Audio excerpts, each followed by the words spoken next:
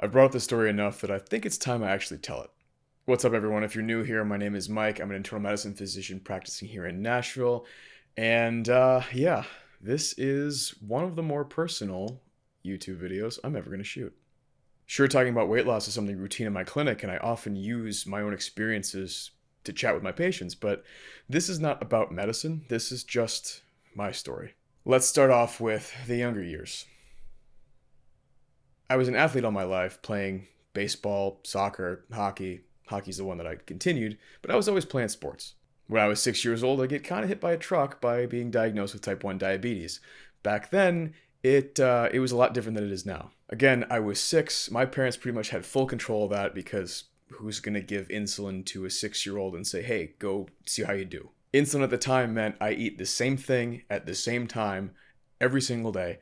It was kind of terrible when I started it, but I was the only kid in first grade who got to have jelly beans at 1:30.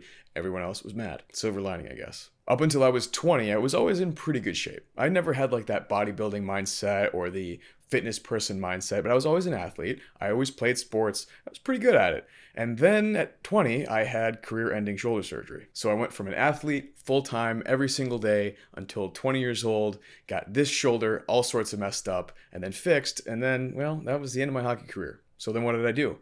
Well, I filled it with calories, mostly. Let's talk about how I actually got myself to where I needed a weight loss journey. As I mentioned, 20 years old, shoulder surgery, no more competitive hockey, no more need to train really. So what did I do? Well, it was pizza and donuts mostly until I turned 21, and then I had beer in there too. I did go to college, and that was part of my college experience, like it was probably yours too if you're watching this. I walked into college as a 20-year-old at about 210 pounds with a 34-inch waist. I left college looking a lot different. When I left college, I looked like this guy, and this guy. Obviously, I don't look like that anymore. Two different things happened in super rapid succession. The first of which is I went to see my endocrinologist shortly after I graduated from college.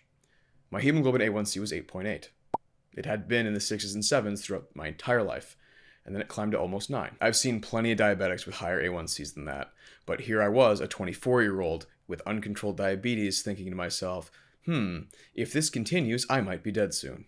The second was, I was about to move to Los Angeles for a research job. Now, I know what you might be thinking, oh yeah, you go to Los Angeles with the LA lifestyle.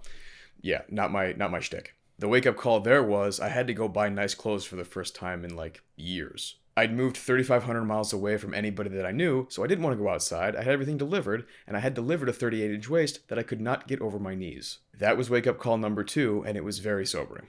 It was at that time I thought, all right, this is a problem. I need to fix this.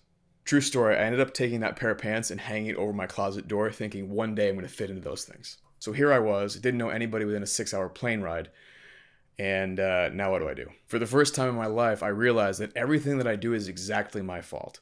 I can't blame it on my house, I can't blame anything on college, I can't blame anything on the cafeteria. Everything I do is now my fault. At that point, I was 285 pounds, I had a 42-inch waist, and I decided that I was too embarrassed to go to the gym. I had to be in the lab every morning at 6 a.m. I would get out at 2 p.m., 2:30, give or take. I would drive home, and I did P90X 1.5 times while watching Man vs. Food pretty much every single day. And that did not deviate at all for like a few months. Finally, with a daily routine and getting my exercise in, I could focus on the diet, which needed a lot of work. There's a couple things that I find hilarious about what I did and how I did it. We'll start with the first one. I actually bought a 50-pound bag of oats. And I figured, hey, they're oats. As long as they're resealable, they won't go bad, and I'll probably end up eating it.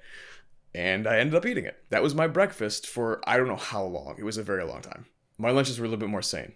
Since I was a kid, I was brought up on super spicy foods, so I could always make a salad with super spicy foods in it. It was always a decent-sized Tupperware, with all sorts of greens in it and all sorts of hot peppers and grilled chicken breast and salsa as a dressing. Pretty quickly, I understood the importance of proper calories and not having too many calories, and that's mostly thanks to the infancy of bodybuilding.com. I quickly learned how liquid calories and extra calories would kind of sneak in there without making me full. Things like juices and sugary drinks, which I didn't really have anyway because diabetes, but also dressings and sauces that are just full of sugar that I never really paid any attention to. I was super thrilled with my giant salad of black beans, pepperoncinis, jalapenos, grilled chicken, and the hottest salsa I could find on a giant bed of lettuce because it made me full and I liked it. Again, all throughout my childhood, I ate the same thing pretty much every day, so having the same thing for lunch, not really a problem. Something similar for dinner. It wasn't anything too complicated, but honestly, I still chuckle every time I think about that 50-pound bag of oats. So what was it that ended up getting me to lose weight in a healthy sort of fashion without kind of jumping back to the weight I was before? Not one thing in particular. It was a lot of things. If you spend 5 minutes scrolling through your phone looking at weight loss stuff, it's just like, hey, do this one thing and you'll lose weight, or do this one thing or get this one supplement. It's all crap.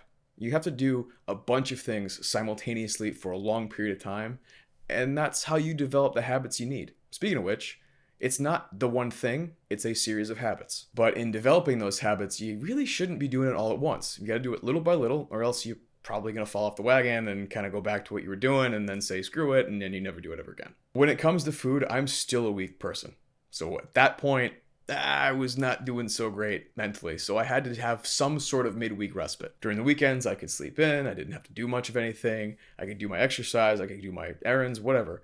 But during the week, I needed something. And I tell this to my patients routinely too. Every Wednesday for about a year in a row, I would walk a half mile to Five Guys for dinner, have a double cheeseburger and fries and a Diet Coke, and then I would walk home. Every single Wednesday. Yeah, well, Mike, wait a minute. This is not healthy. It's fast food. It's terrible for you. Yeah, I know.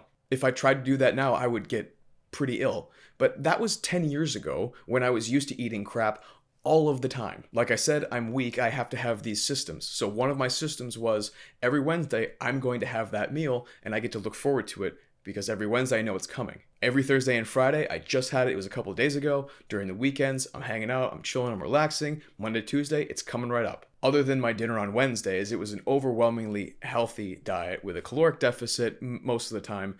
I wasn't really tracking calories at this point. I didn't really start doing that until like a couple years ago, probably. And frankly, I didn't really start weighing myself until I got past 250 on the down slope, not the up slope. You see, at that time, I was worried about getting in those 38-inch pants, which was my goal, and not really worried about what was on the scale.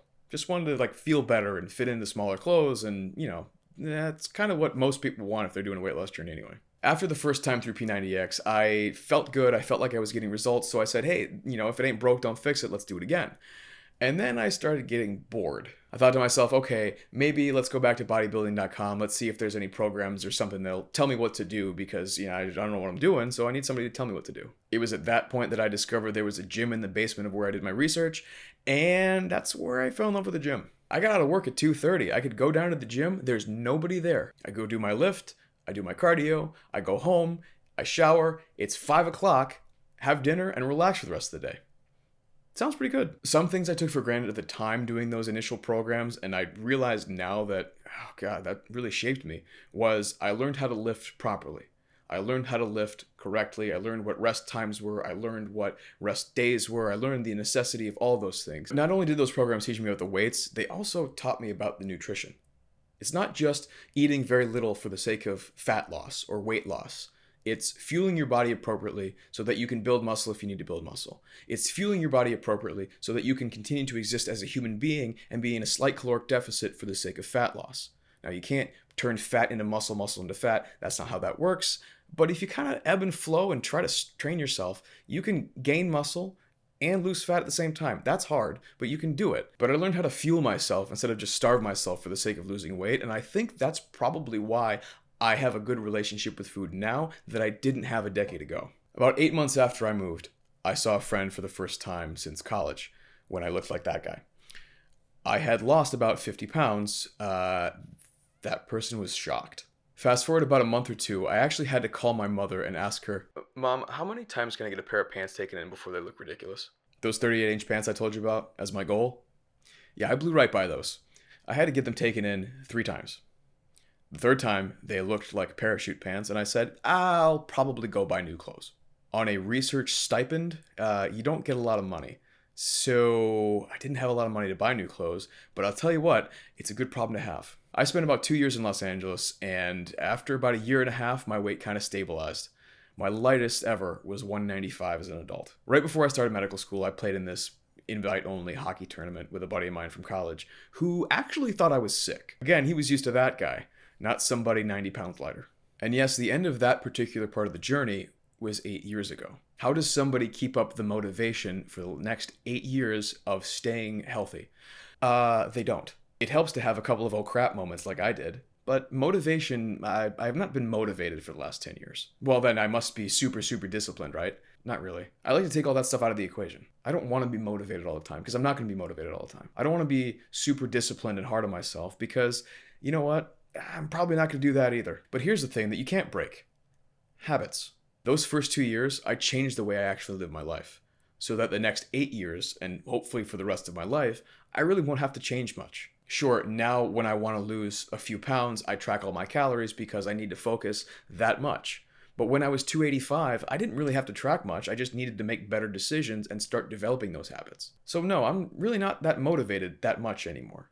Now, every now and again, I'll see something or I'll feel a particular way that will kind of relight the fire a little bit, but I don't go through my day-to-day being super motivated to go do cardio. I don't like doing cardio. I'll never feel super motivated to eat chicken breast. I like baby back ribs. Sue me. And I would never say to eliminate all those things that you actually enjoy. It's when do you eat those things and how often do you eat those things? I haven't eliminated the donuts and the pizza that I used to engorge myself upon back 12 years ago. I just eat a lot less of it now. So motivation? Nah, not really. Is it discipline? Kinda, but it's really the habits that I've developed over the past decade or so that kind of keep me where I am now. So that is my weight loss journey. Thank you so much for listening. If you have any questions or comments, please drop them down below. Don't forget to subscribe, and I will see you guys in the next video.